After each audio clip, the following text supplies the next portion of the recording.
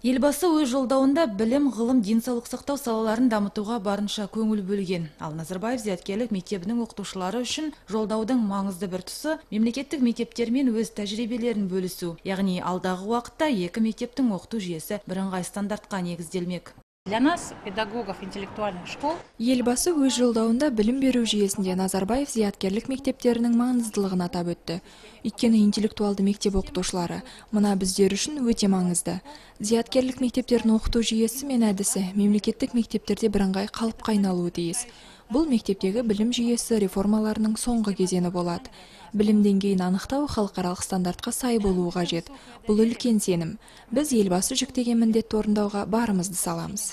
Сондай-ақ қазіргі таңда мұғалімдердің дәрежесін көтеру мақсаты басты назардағы мәселе. Өйткені ұстаздардың бір басында қағазбастылық, жөнсіз тексерістер мен міндеттен тыс функциялар жетіп артылады. Сондықтан келер жылы педагог мәртебесі туралы заң қабылданып, еңбекақыны арттыру көзделуде. Елбасының жолдауын біз Көкшетау қаласындағы мына Назарбаев зияткерлік мектебінің ұстаздар қауымы, жұмысшылары соны көріп бірге талқыладық.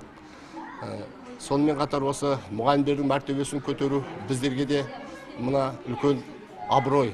Біздің мәртебемізді ғана көтеріп қана қоймай, мұғалімдер бұл сонымен қатар мұғалімдердің жауапкершілігін де арттырады деп ойлаймын.